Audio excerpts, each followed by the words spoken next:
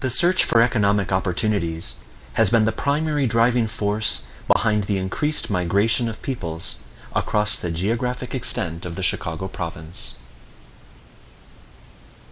In the United States today, nearly 14% of the population is foreign-born, with about one-third coming from Mexico alone.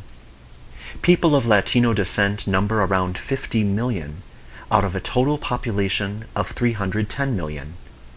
More than 50% of all Catholics in the United States under the age of 25 are of Latino descent. The economic recession of recent years has especially hit the children of Latino families, with an estimated 6.1 million Latino children now living in poverty, the highest percentage of any ethnic or racial group. The reality of immigration impacts nearly all pastoral situations in the Chicago province. One example of the province's interaction with immigrants is in the Canada district, where Nick Sankson has begun a special outreach to Spanish-speaking migrant workers and immigrants. Our aim is to be able not only to welcome the Latin Americans in the diocese, the immigrants who just came in, but also to be able to help them integrate themselves and be integrated into the local churches, into the parishes, taking into consideration also their cultural particularities. This means, of course, attending not only to the needs of the immigrants or the Latin Americans, but also to be in a way at the service of the local church, meaning the parishes, so that they would have the means, the tools, the awareness of these apostles. Most of the Latin Americans, if not all, they still value the family.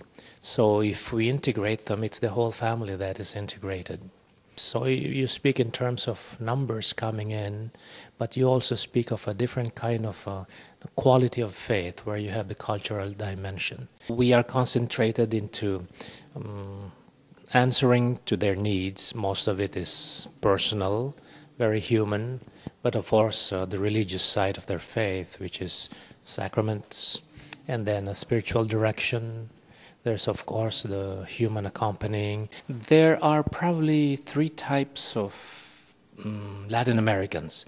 Most of them would be immigrants. So in our place, there are many who come as political refugees.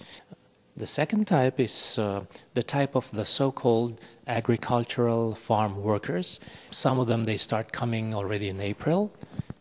Then they stay, they work in rural areas, in agricultural situations until November. We are also ministering to the Latin Americans who are in prisons. Some of them are drug-related. We reach out to those who are seekers of God, and we try to identify those whom we would perceive as our dialogue partners. You know, the immigrants, they are the ones who seek God out or outside of their own cultural milieu. So they are kind of in a very transitional way. They are on the road. They feel nomadic because they have to evaluate the different places where they could really install themselves as families. So while they are on the road, we kind of meet them on the road.